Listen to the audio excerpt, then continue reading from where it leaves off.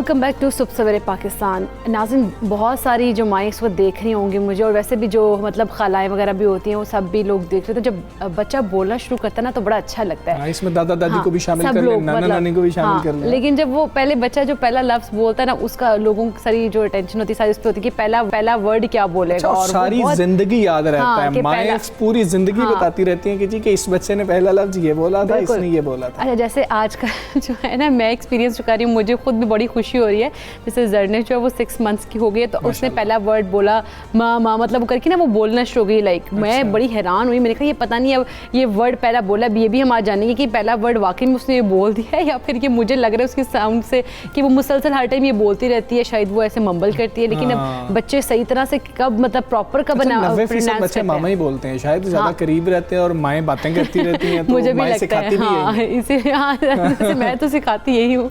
मुझे लगता है उस वजह से उसने सीखा है। लेकिन अब हर एक होता है कि पहला लफ्ज़ क्या बोलेगा, तो जब उसने ये बोला तो सारे कहते हैं कि अच्छा इसने पहला ये बोल दिया, हम तो सोच रहे थे बाबा बोलेगी। बहुत बुरा लगता है बाकी सारे भी कहते हैं हमें तो लगता है बाबा बोलेगी, लेकिन उसने मामा बोल दिया।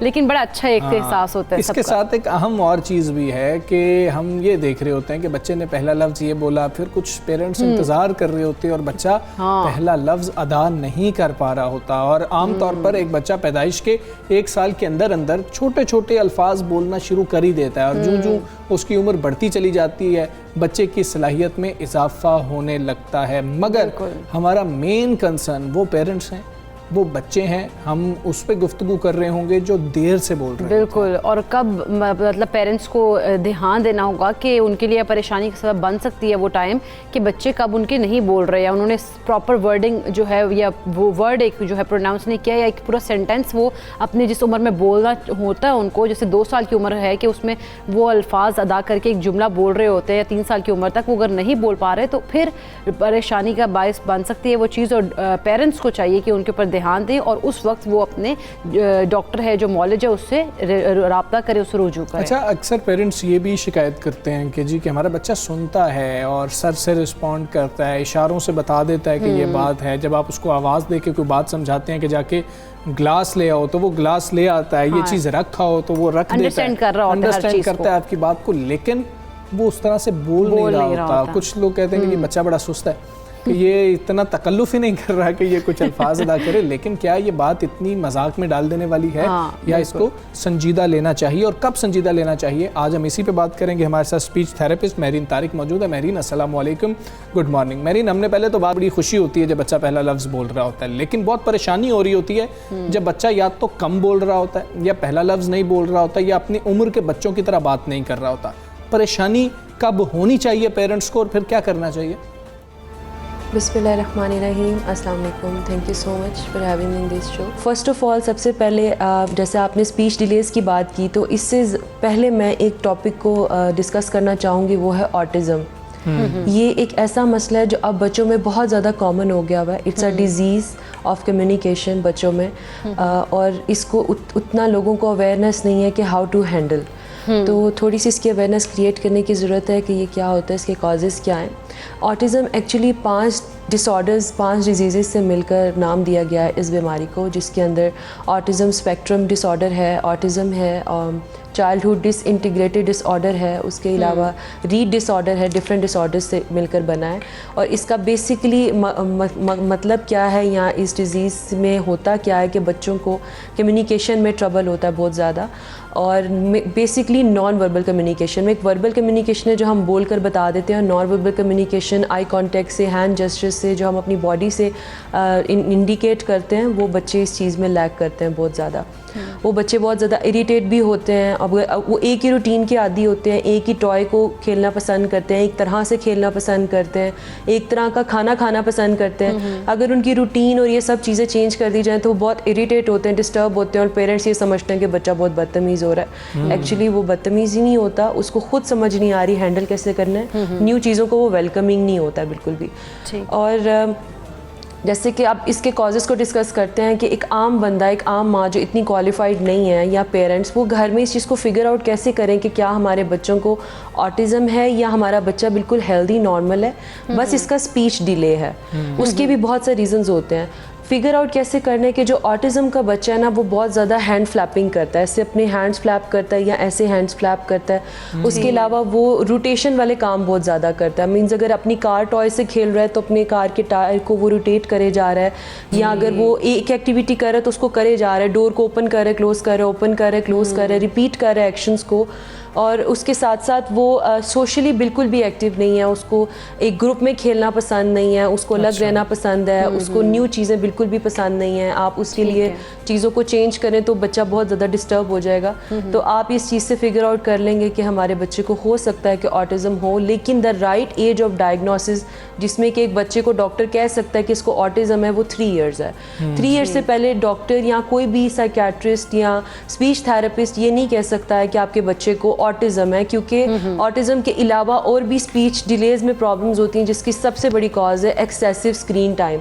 आप बच्चों को जब स्क्रीन बहुत ज़्यादा देते हैं, अब देखिए जैसे हम लोग हैं, हम बात कर रहे हैं तो हमें बात करनी आई है, हम अगर कम्युनिकेट नहीं करेंगे, सोशली हमारी कोई पेरेंट्स नहीं है, हमारा कोई इंटरेक्शन नहीं है, तो हमें सोशल मिंगल करना आता ही नहीं है। हम सिर्फ स्क्रीन के पीछे हैं या जो भी डिवाइस, गैजेट, कार्टून्स कुछ भी देख रहे हैं तो हम उसकी तरफ जो है वो ज़्यादा समझेंगे उस चीज़ को।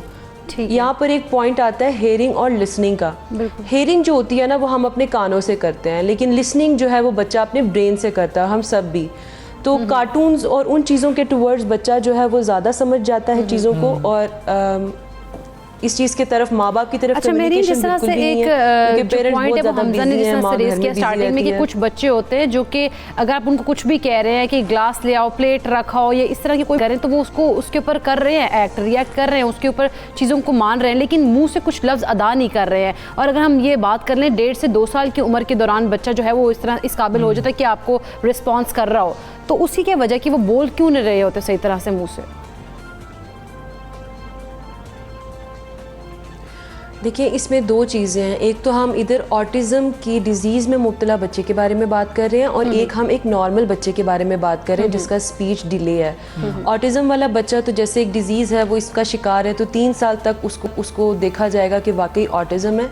अगर सिर्फ उसका स्पीच डिले है तो इसका बहुत कभी इम्कान है कि उस बच्चे का पेरेंट्स से उतना इंट्रैक्शन नहीं है, उसको बोलना नहीं आ रहा। एक तो ये कि उसका स्क्रीन टाइम बहुत ज़्यादा है, दूसरा ये कि वो लैंग्वेजेस में कंफ्यूज हो रहा है कि स्क्रीन पे वो देखता है इंग्लिश लैंग्वेज, कार्टून उसके पोएम्स उसकी सारी इंग्लिश में है, घर पे उर्दू बोली जाती है, बुजुर्ग आ जाए वो पंजाबी भी बोल लेते हैं, पश्तो भी बोल लेते हैं। तो अब जो बच्चा जो भी पहला कदम रख रहा था कम्युनिकेशन वर्ल्ड में, उसको समझ नहीं आ रही है अब उसने मोड ऑफ कम्युनिकेशन क्या चूज़ करना है, उसने इंग्लिश करनी है, उर्दू करनी है, पश्तो करनी है। तो इसके लिए आपको एक्सपर्ट के पास बच्चे को लेकर जाने की ज़रूरत है। वो आपको कुछ ऐसे ट्रिक्स गाइड करेगा जो आप फॉलो करेंगे घर में, पेरेंट्स फॉलो करेंगे तो बच्चा अपनी एक लैंग्वेज चूज़ कर पाएगा, और जब वो चूज़ कर लेगा वो बोलने लग जाएगा। और दूसरी चीज़ ये है कि स्पीच उसका इसलिए डिले है कि उसका स्क्रीन टाइम आपने बहुत ज़्यादा किया हुआ है। तो जो थेरेपिस्ट है वो भी आपको यही कहेंगे, और उनके पास आप जो आपने सारी बातें बताई, आपने 3 साल के हवाले से भी बताया, ऑटिज्म के बारे में भी बताया कि कोई भी स्पीच थेरेपिस्ट हो गया, सेकेंड हो गया, वो डील नहीं करेगा, वो बच्चे को भी जो है मॉनिटर कर रहे होंगे। तो 3 साल तक यानी कि पेरेंट्स को शायद खुद ही देखना होगा। तो उन पेरेंट्स को मशवरा आप क्या दे रही हैं कि डिले है स्पीच में या ऑटिज्म है, उनको तो दोनों बातें ही नहीं पता, उनको अब करना क्या चाहिए? बच्चा 1.5-2 साल का हो गया, बच्चा पूरे जुमले नहीं बोल रहा है, अब क्या करें पेरेंट्स? पेरेंट्स पहले 4 से 5 चीज़ों पे गौर करें कि जेनेटिकली तो हमारे ख़ानदान में ये मसला नहीं था कि कोई साइकेट्री इशू हमारी फैमिली हिस्ट्री में तो नहीं था, कोई फैमिली में मेंटली रिटार्डेड बंदा रह चुका हो या साइकेट्री इश्यूज़ में मुब्तला रह चुका हो। दूसरी चीज़ ये कि क्या उनकी कज़न मैरिज तो नहीं है, अगर कज़न मैरिज है तो कभी इम्कान है कि बच्चा इस तरफ जा सकता है। तीसरी चीज़ कि जब बच्चा पैदा हुआ था तो उसने जब रोना था, वो रोना उसने अपना फर्स्ट क्राई टाइम पे नहीं लिया, और उसके बाकी माइलस्टोन्स भी डिले हैं। उसका खेलने का माइलस्टोन, उसकी जो बच्चे के बेसिक माइलस्टोन्स है वो डिले आ रहे हैं ना, तो बस वहाँ पर वो अपने आप को अलर्ट कर लें, और उनको ये पता है चाहे वो 1.5 साल का है, वो 2 साल का है, खुद नहीं देखना है आपको। जैसे फिगर आउट हो रहा है there is a problem, go to the specialist, go to doctor, go to therapist, और वो नॉन फार्माकोलॉजिकल उसका ट्रीटमेंट करेंगे। ऑटिज़म की एज सच मेडिकेशंस नहीं होती हैं अगर कोई बड़ी स्वेयर केस हो, अदरवाइज़ वक्त के साथ साथ ये डिज़ीज़ का असर कम होता जाता है। और नॉर्मल बच्चों में भी इसका नॉन फार्माकोलॉजिकल ट्रीटमेंट इवेंट होता है जिसमें वो डिफरेंट थेरेपीज़ करवाते हैं। आजकल ऐसी वर्चुअल गेम्स आ गई हुई हैं जो बच्चों को वो खिलाते हैं और उससे बच्चों को क्लासरूम में कैसे इंटरेक्शन करना है, प्ले ग्रुप्स में कैसे जाना है, खेलना कैसे है, वो सब कुछ उनको आता है। एफ़र्ट माँ बाप की बहुत ज़्यादा है, क्योंकि अगर बच्चा देर से बोल रहा है तो समझ जाएं कि आपकी पेरेंटिंग में गलती आ रही है। अगर ऑटिज़म की तरफ जा रहा है तो यहाँ आपको स्वेयर और सीरियस एक्शन लेने की ज़रूरत है कि फ़ौरन अपने जो भी आपने डॉक्टर रखा हुआ बच्चे का साइकियाट्री से लिंक या थेरेपिस्ट से लिंक मस्ट उसके पास जाएं और ही विल रिकमेंड, और अपने बच्चों को तवज्जो दें, ज़्यादा से ज़्यादा बात करें। और एक चीज़ लास्ट में मेंशन करना चाहूँगी, आप बच्चों के साथ गुगू गागा लैंग्वेज में बात बिल्कुल भी मत करें। मीन्स मेरा छोना बच्चा खाना खा लिया था, ऐसे बात नहीं करनी। आप उसको सही तरह से बात करें, बेटा आपने खाना खा लिया था। जब आप ही लैंग्वेज नहीं सही बोल रहे तो बताएं बच्चा कैसे पिक करेगा। आपने ठीक बोलना है, वो बच्चा है, उसको समझ आ रही है, तो आपने उससे कम्युनिकेशन में बिल्कुल भी ऐसी चीज़ इस्तेमाल नहीं करनी और तवज्जो देनी है इस चीज़ पे। बहुत शुक्रिया आपका। सफर पाकिस्तान से कर रही थी, बड़ा अहम इशू है और आजकल हम देख रहे हैं बच्चे शायद ज़्यादा कार्टून्स देखते हैं, स्क्रीन टाइम ज़्यादा है। कुछ बच्चे तो वैसे बहुत जल्दी माशाल्लाह बोलना शुरू हो रहे हैं और कुछ जो हैं उनमें वाकई डिले स्पीच का जो है प्रॉब्लम आ रहा है। तो फिर पेरेंट्स को बहुत ज़्यादा होता है ना, स्क्रीन पर वो देख रहे हैं, कुछ पेरेंट्स बोल भी रहे हैं ना, वो अपने सर से हिला के जवाब दे देंगे। वो मुंह से बोलना जो है ना इतनी जहमत नहीं करते हैं, वो इतने ज़्यादा स्क्रीन में होते हैं। और हमारे लिए भी तो आसान है ना कि बच्चों को स्क्रीन पे कुछ कार्टून्स लगा के दे दिए और फिर हम जो मर्जी कर रहे हैं, बच्चा तो वहाँ से हिलेगा ही नहीं ना, बच्चा तो वहीं पे बैठा रहेगा। तो ये भी कुछ चीज़ें हैं, इनको फिर से सोचें कि हम बच्चे को क्या माहौल मुहैया कर रहे हैं और फिर हम उससे जवाब में चाह क्या रहे हैं। तो इसलिए पेरेंट्स को चाहिए, ख़ास तौर पे जो माएँ हैं वो तवज्जो दें ज़्यादा बच्चों को और उनसे बातचीत जितनी कम्युनिकेशन करेंगे तो वो उतनी जल्दी उनकी जो है वो बोलने के जो है मरहला वो स्टार्ट हो जाएगा। और हम आगे बढ़ते हैं अब और हम बात करेंगे न्यूजीलैंड के ख़िलाफ़ वनडे सीरीज़ के लिए पाकिस्तान क्रिकेट टीम का ऐलान अब कर दिया गया है। और इब्तदाई हम जो खिलाड़ी हैं उनमें जगह बनाने वालों की बात करेंगे। मिडिल ऑर्डर बैट्समैन इफ्तिखार खार फिर से एक बार टीम में शामिल हो गए हैं। खुशदिल शाह की भी कौमी स्क्वाड में खैर वापसी हुई है। इसके अलावा जाहिद महमूद बिलाखिर, शाहनवाज धानी बिलाखिर, मोहम्मद वसीम जूनियर और विकेट कीपर मोहम्मद हारिस को भी स्क्वाड का हिस्सा बनाया गया है। बिल्कुल, जबकि अगर हारिस सुहेल, सलमान अली आगा, सरफराज अहमद और सुहेब मकसूद की बात की जाए तो उन्हें स्क्वाड में जगह नहीं मिली है, वो या जगह नहीं बना सके। कौमी स्क्वाड में कप्तान बाबर आजम, नायब कप्तान शादाब खान, अब्दुल्ला शफीक, इमामुल हक, हारिस रऊफ, हसन अली, फ़खर जमान, फ़हीम अशरफ, खुशदिल शाह, इफ्तिखार अहमद, विकेट कीपर मोहम्मद रिजवान समेत विकेट कीपर मोहम्मद हारिस और मोहम्मद हसनैन समेत जो दीगर खिलाड़ी हैं उनको भी शामिल किया गया। मोहम्मद नवाज़ भी हैं और मोहम्मद वसीम जूनियर भी हैं, साउद शकील भी आए हैं इसमें और अब हम उम्मीद करेंगे उनको चांस भी मिल रहा होगा। शाहीन शाफरीदी हैं, शाहनवाज धानी को चांस दिया गया है, देखेंगे कि वो खेल पाएंगे कि नहीं खेल पाएंगे। उस्मान कादिर हैं, जाहिद महमूद को भी शामिल कर लिया गया है। बात करेंगे, हमारे साथ मौजूद हैं इस वक्त स्पोर्ट्स एनालिस्ट अब्दुल गफ़ार साहब। गफ़ार भाई अस्सलाम वालेकुम, गुड मॉर्निंग। गफ़ार भी कैसी टीम है ये, आप क्या देख रहे हैं कि कुछ हमने गलती की है इसके अंदर या यही बनती थी? और ख़ासतौर पर इफ्तिखार की वापसी के ऊपर कल से बहुत ज़्यादा सवालात हो रहे हैं। जी, वो ड्रॉप क्यों हुए थे ये भी नहीं पता, उनकी वापसी किस बुनियाद पर हुई है ये भी नहीं पता। और आई थिंक कन्फ्यूजन क्योंकि अगर आप देखें जिन लोगों को आप ड्रॉप करते हैं उनको आप खुद ही वापस ले आते हैं। खुशदिल है, इफ्तिखार है, इसी तरह आप देखें कि शाहनवाज धानी पहले टेस्ट में चले आते हैं T20 परफॉर्मेंस पर, अब वनडे में आ गए हैं, तो क्लैरिटी नहीं है। अगर आप देखें अब्दुल्ला शफीक ने एक फर्स्ट क्लास मैच खेला है, उसकी बेस पे वो अब वनडे टीम में आ गए हैं। शान मसूद की 50 रन की एवरेज है, वो आपके पास एक बहुत ही एक्सपीरियंस ऑप्शन है। दूसरा, सरफराज अहमद का क्या कसूर है? मतलब आपने पहले उनको बतौर T20 कप्तान जब वो नंबर 1 थे आपने उनको हटाया, उसके बाद 2 साल तक जहाज में घुमाते रहे लेकिन उनको खिलाया नहीं, और आखिर में आके आप वर्ल्ड T20 से एक सीरीज पहले उन्हें ये ड्रॉप करके ये कह रहे हैं कि मोहम्मद हारिस जो है ना वो उनको हम एक्सपीरियंस देना चाहते हैं, उनको फ्यूचर के लिए तैयार कर रहे हैं। तो भाई आप एक साल से क्या सोच रहे थे? दूसरा, ये कहाँ होता है दुनिया में कि आप जो है वो साबिक कप्तान को ड्रॉप कर रहे हैं। मोहम्मद वसीम का 8 मिनट का वीडियो है हमजा, जिसमें वो एक्सप्लेन कर रहे हैं कि मैं किसको लाया हूँ किसको नहीं लाया। आपने एक मर्तबा सरफराज अहमद का जिक्र तक नहीं किया। आप क्या एक्सप्लेनेशन दे रहे थे? आपकी एक्सप्लेनेशन किसके लिए थी? आपको बताना चाहिए था कि सरफराज अहमद जो साबिक कप्तान हैं, मोस्ट एक्सपीरियंस प्लेयर हैं, आप क्या एग्जांपल सेट कर रहे हैं? आप पाकिस्तान के बाकी प्लेयर्स को ये बता रहे हैं कि कल को आप कप्तान बन जाएं, चाहे आप चैंपियंस ट्रॉफी जितवा दें, लेकिन हम जब चाहेंगे आपको निकाल देंगे, जब चाहेंगे टीम में रखेंगे, जब चाहेंगे आपको जो है वो रिजर्व प्लेयर बना देंगे। सरफराज अहमद के साथ बड़ी ज्यादती है। दूसरा जहाँ तक आपने वर्ल्ड T20 स्क्वाड का जिक्र किया, आई थिंक गालबन 3 या मंगल को मुझे पता चल रहा है कि 7 या 8 तारीख को अनाउंस हो जाएगा। नए चेयरमैन का इंतखाब 13 तारीख को होना है। एक तो ये भी मेरी समझ से बाहर है कि रमीज राजा साहब का इंतखाब में इतनी ताखीर क्यों हो रही है। 25 तारीख को आपको नोटिफिकेशन आया था, वर्ल्ड कप और इसके अलावा न्यूजीलैंड और फिर इंग्लैंड ने आना है। 2 बड़े मामला आपके जो है वो इस वक्त आगे आ रहे हैं, उनका इंतखाब तो फिल फॉर हो जाना चाहिए था। मेरी समझ से बाहर है कि 13 सितंबर तक आप क्यों इंतजार कर रहे हैं। अच्छा अब्दुल गफ्फार साहब, जिस तरह से अगर हम देखें कि अब जो स्क्वाड में जिस तरह से हमने शामिल किया शाहनवाज धानी को, मोहम्मद वसीम को, जाहिद महमूद को और मोहम्मद हारिस को पहली बार वनडे स्क्वाड का ये हिस्सा बने और शामिल हो रहे हैं, इनकी शमूलियत दुरुस्त फैसला। और दूसरा ये भी बताइएगा कि जिस तरह बार बार स्क्वाड में तब्दीली की जाती है, खिलाड़ियों के एतमाद पर कितना फ़र्क पड़ता है? देखिए, मैं कल सीनियर जर्नलिस्ट वहीद खान साहब को उनके यूट्यूब चैनल में सुन रहा था। उनके मुताबिक शायद ये कुछ 15वां खिलाड़ी है जो कि पिछले कुछ अरसे में आजमाया जा रहा है, शायद लिमिटेड ओवर्स में और शायद टेस्ट को मिलाकर। इतनी जल्दी चेंजिंग नहीं कर सकते आप। आपने अरशद इकबाल को डेब्यू कराया, आपको याद होगा जिम्बाब्वे में, उसके बाद वो मैच ही नहीं खेले। आपने दानिश अजीज को 2 मैच खेला, वो नहीं खेले। हैदर अली कहाँ चले गए? वो तो आपके सबसे टैलेंटेड प्लेयर थे PSL के अंदर। फिर आप देखिए कि आपने शाहनवाज धानी को मुसलसल उनको भी घुमा रहे हैं, उनको खिला नहीं रहे। तो देखिए, क्लैरिटी कर लें। इवन हारिस रऊफ की टेस्ट वनडे टीम में जो जगह बनी है मुझे तो उसकी समझ नहीं आती। वो T20 के बॉलर है भाई, उनको आप T20 के अंदर खिलाएं। शादाब खान की क्या परफॉर्मेंस है जो वाइस कप्तान बन के बैठे हैं, उनकी परफॉर्मेंस के अंदर कोई कंसिस्टेंसी नहीं है। 1 साल से तो वो इंजर्ड हैं। दूसरा, आपके पास जो प्रॉब्लम है वो पावर हिटिंग का आ रहा है, तो उसमें या तो फिर आप कंसिस्टेंट हो जाएं। अगर आपने इफ्तिखार को खुशदिल को T20 वर्ल्ड कप में खिलाना था तो फिर आपको उन्हें ड्रॉप नहीं करना चाहिए था, फिर आप उन्हें 1 साल खिलाते रहते। ठीक है गफ्फार भाई, ये बताइएगा, असद शफीक, हमने उनकी बैटिंग देखी, अभी कश्मीर प्रीमियर लीग में भी हमने देखी। असद शफीक की जगह क्या आप नहीं समझते कि बन सकती थी? उन्होंने तो T20 में भी एक बेहतर परफॉर्मेंस दिखाई है, एक्सपीरियंस बैट्समैन है, और शायद हमारे मिडिल ऑर्डर का मसला हल करने में कामयाब हो जाते, उनकी जगह बन जाती। कामरान गुलाम को हमने देखा, वो बेहतर परफॉर्म कर रहे थे, क्या उनकी जगह नहीं वहां पर बन सकती थी? फिर आपने एक कंपैरिजन करना है हारिस में और रोहेल नजीर में, इन दोनों का कंपैरिजन भी बताएं। आप विकेट कीपर बैट्समैन सिलेक्ट कर रहे हैं, रोहेल यहां पर क्यों नहीं थे?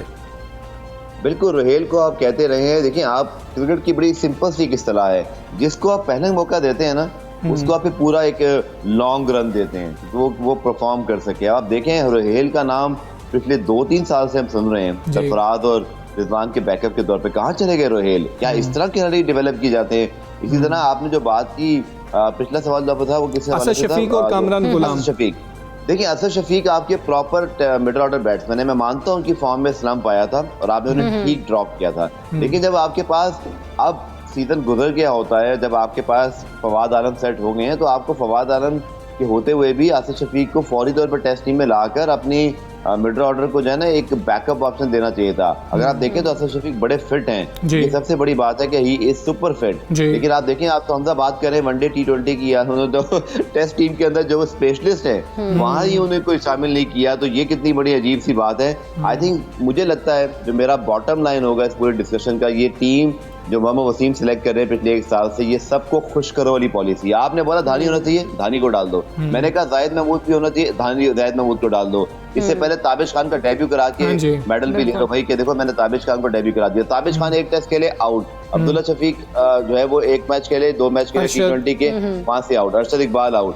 अब शाहनवाज धानी का कोई पता नहीं उनको कब खिलाएंगे। इसी तरह आप देखें कि हारिस रऊफ मुसलसल खेले वनडे के अंदर, हालांकि उनकी परफॉर्मेंस सिर्फ T20 के अंदर होती है। तो ये बहुत ही इनकंसिस्टेंट किस्म की जो है ना वो सिलेक्शन पॉलिसी है। और कम से कम मुझे लगता है कि रमीज राजा साहब जब आएंगे, बड़ी हाई होप्स है रमीज साहब आके, आप पहले इस मामले को जरूर देखिए। आपसे बेहतर कोई नहीं समझता कि सिलेक्टर किस तरह खिलाड़ी सिलेक्ट करते हैं। और दूसरा, ये जो 6 कोचेस वाला मामला है ना हमजा, जिसमें 6 कोचेस मिलके हेड कोच के साथ, चीफ सेलेक्टर के साथ टीम बना रहे हैं, ये भी मुझे समझ नहीं आती। I think independent selection committee होनी चाहिए जिसका काम हो कि वो इंडिपेंडेंट और दूसरा मजबूत सिलेक्शन कमेटी को बड़े रमीज राजा साहब के हवाले से ये खबर दुरुस्त है कि उन्होंने बाबर आजम से ये बात की है कि आप थोड़े से जारहाना किस्म के कप्तान बने, जो प्लेइंग 11 है इसका फैसला सिर्फ आपका होना चाहिए और आपको ये फैसला करना चाहिए। ऐसी कोई गुफ्तगू आपको आपके इल्म में है कि ऐसी कोई हुई है? और विजिट किया है, टीम थी, कल हमने देखा वहाँ पर बारिश हो रही थी, हसन अली भी इंजॉय कर रहे थे, बाबर भी इंजॉय कर रहे थे, रमीज राजा गए हैं वहाँ पर? देखिए, खबर तो ये है कि नेशनल क्रिकेट अकेडमी के अंदर कल रमीज राजा साहब ने मुलाकातें की हैं, जिसमें ना सिर्फ कप्तान बाबर आजम थे बल्कि चीफ सेलेक्टर मोहम्मद वसीम से भी। और यकीन तौर पर अगर रमीज साहब मिले होंगे तो ये तो सबसे टॉप ऑफ द लिस्ट बात है कि उन्होंने ज़रूर इस हवाले से बाबर से कहा होगा। मेरे इत्तला के मुताबिक बाबर को उन्होंने ये ज़रूर कहा है कि भाई आप तीनों फॉर्मेट के कप्तान हैं, आप बरकरार रहेंगे, लेकिन अथॉरिटी लें, आप इसी तरह अपनी जो सिलेक्शन है उसको बहुत तगड़ा रखें और अपने आप को जो है ना, वो जैसे इमरान खान साहब के दौर में होता था ना कि सिलेक्टर विलेक्टर टीम नहीं बनाते थे, इमरान खान टीम बनाते थे कि मैं कप्तान हूँ, मैंने ग्राउंड में टीम खिलानी है, लड़के मैं चूज करूंगा। तो अच्छी बात है, ये तो अच्छी बात है। देखिए रमीज राजा के आने से हमें यही एक उम्मीदें हैं कि वो क्रिकेटर हैं, क्रिकेटर्स को समझते हैं, क्रिकेटर्स के तमाम चीज़ों को परखते हैं, बट जो सिलेक्शन हो रही है ना हमजा, जो इनकंसिस्टेंसी है, ये बड़ी जो है वो एक तकलीफ दे चीज़ मुझे दिखाई दे रही है। स्पेशली मैं रिपीट करूंगा कि 8 मिनट की वीडियो आपने बनाई है मोहम्मद वसीम साहब, एक मर्तबा आपने जिक्र नहीं किया कि सरफराज अहमद जो सबसे सीनियर खिलाड़ी हैं, आपने उनको ड्रॉप किया है, उसकी वजह क्या है? ठीक है गफ़ार भी, बहुत शुक्रिया आपका। सबसे पाकिस्तान से आप बात कर रहे थे, बड़े सवालात हैं सिलेक्शन के ऊपर, लेकिन हम उम्मीद करते हैं T20 वर्ल्ड कप की टीम को सोच समझ के बनाई जाए ताकि कोई परफॉर्मेंस जो है वो बेहतर नजर आए और पाकिस्तान का भी कहीं नाम नजर आए। फिर बिल्कुल ऐसे ही है, हम तो उम्मीद करें हम फाइनल भी जीतेंगे। खैर हमें इजाज़त दीजिए, अपना बहुत ख्याल रखिए, अल्लाह हाफ़िज़।